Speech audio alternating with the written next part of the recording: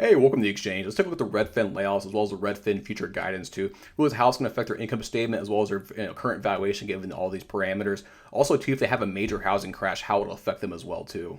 So this is the actual Redfin layoff announcement. This came out on June 14, 2022. This was from the CEO, and this is on the Redfin news website. You can look at it in your own time as well. But basically, what he's saying is laying off 8% of the core Redfin employees, or 6% total if you combine Path and Bay Equity with Redfin right now too. But the more shocking bullet for me is actually paragraph number 2 down here. So demand is off by 17% in May. I mean, just absolutely horrendous overall expectations or overall basically the results for the month of May right there. And if I had to guess too, June's probably pretty bad too. I mean, part of it's a mixture of probably market cycle as well as mortgage rates, going through the roof right now. But I mean, you scroll down here, his whole drive right now is to try and drive the profitability. He knows, hey, right now they're burning way too much cash. Heading into a recession or heading into a market crash itself, he knows, hey, they have to conserve their cash and really get lean very fast now because later on down the road, it might be too late potentially.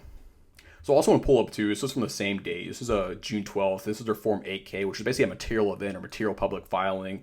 This actually has to do with the severance itself. So they let off 470 employees, and they're actually expecting a severance of 9.5 million to 10.5 million combined in the second quarter of 2022, which is right now. So that actually will hit their income statement itself this quarter. So it will be a pretty rough quarter overall, but hey, for the long-term growth, long-term viability, this makes a lot of sense. So this is the actual financial model here. So you have a mixture of various revenue streams, various cost streams, but let's look at the very top real fast. So looking at revenue here, I'm seeing brokerage revenue, that will drop in 2022. We don't quite know how badly it's going to drop though, but I basically forecasted a pretty major drop overall too versus 2021. Now party revenue will dip overall too. Properties revenue, this is one, they're maintaining their guidance overall. So this might grow significantly overall too. And all this is like the iBuying. This is basically the home flipping that Redfin does as a corporation itself at a national level scale using their data and AI and everything else too. So we'll see how that does overall. Rentals, they had the rental market there. It's not that big. Mortgage, basically mortgage originations itself. This will drop as well too. This is from Bay Equity. So this is going to be a massive numbers coming out of this basically in 2022. I mean, it might, but again, with the housing market slowing down, everything slowing down right now, this would be a surprise to me if it actually shot up to the upside dramatically.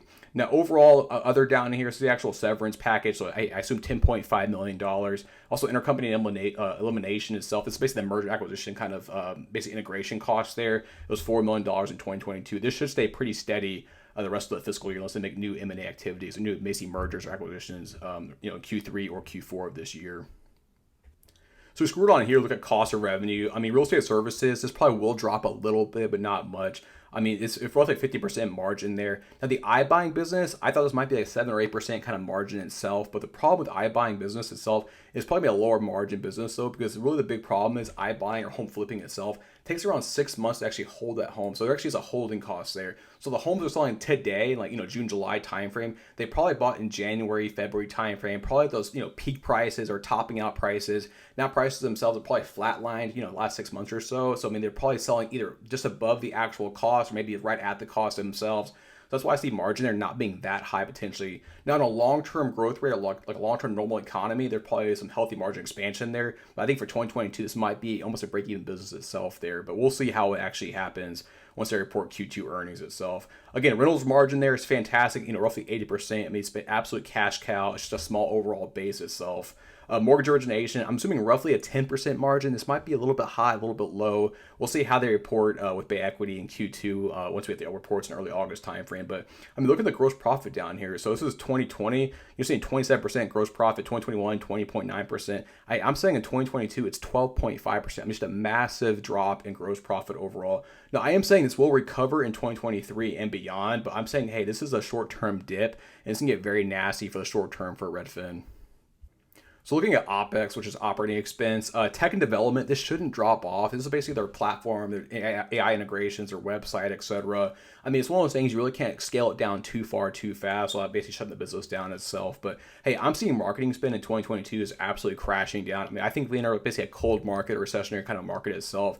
You're gonna see the marketing spend drop overall too. Also looking at G&A, this is their actual employees themselves. Again, this should be below 2021. The further down that marketing and G&A goes, it's honestly it better for Redfin overall, at least for the short term. Number one, to conserve cash, but also I think for the valuation as well too. But hey, look at overall here. So OpEx as a percent of revenue down here. So you're seeing like, hey, 2021 or 2020 and 2021, 26%, 27%. Hey, I'm saying massive cuts in 2022. I'm saying, hey, we're at 20.3%. And I'm saying, hey, roughly maintain around that 19, 20% or so for the next 4 or 5 years. And I mean, if they keep the cost down, this company will survive. It will be very profitable eventually. I mean, but just next 2022 and 2023, it could just be overall, hey, a bad market or a bad recession or potentially even a major housing crash and the worst case scenario overall. But looking at operating income, I mean, they're going to burn about $200 million, I think, at least this year.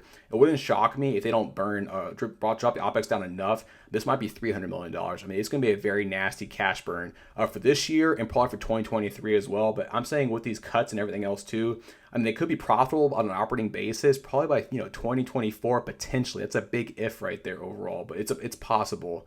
Again, net income is very, very negative. I mean, EBITDA is slightly negative. It should be better in 2023. They might be EBITDA profitable in 2023. But again, I mean, if we enter a major housing crash or a major kind of like, prolonged recession itself, this can get very nasty for a long time. Now, as for valuation, I'm looking at FY26 EV over EBITDA multiple itself, which EV is just enterprise value. It's basically the value of the company itself. EBITDA is just earnings before interest, taxes, depreciation, amortization. It's basically a comp for cash flow. It's not quite the same. It's almost like a cheat sheet way to get there, but it hopefully should be close enough. But hey, I'm assuming roughly on the low side is 6x, on the high side an 8x. So really my stock price today, I think it's worth about $15 to $20. Again, this is a massive asterisk here though too. So if you see OpEx spending not drop, basically what I'm guiding to right now, I mean, this number can be much, much lower too. Also, if we enter a major housing crash too, my big fear is, hey, there's property revenue. Basically, if it crashes too hard, they can't offload properties fast enough. And all of a sudden they have basically negative margin on their actual iBuying or home flipping business itself there too, which is very, very possible too. So looking at the actual cash burn right now, so I'm seeing roughly $200 million burn in 2022. It wouldn't shock me if this is $300 million. I mean, so anywhere in that range wouldn't shock me. Now looking at the actual balance sheet, this is their from their 10Q. This is their last earnings report. I'm looking at here current assets. I'm seeing cash and cash equivalents of $600 million. Receivables, looking at here about $200 million. So the total current assets itself, roughly $1 billion, which all these can be converted to cash. Some of these will be used for other things too. So I mean, looking at cash wise, they have about 2, maybe 3 years if they absolutely stretched out to the absolute extreme, basically of cash left itself.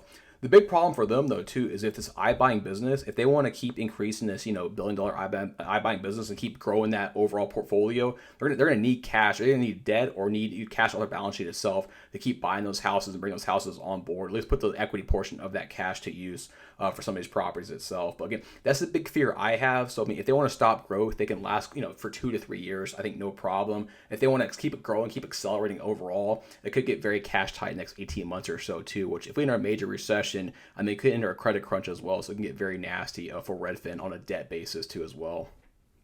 So I'm going to close out in this article real fast. This is from Redfin. This is from their news website as well too. So Redfin reports demand for vacation homes is now below pre-pandemic levels. So you read the actual article down here in the first paragraph.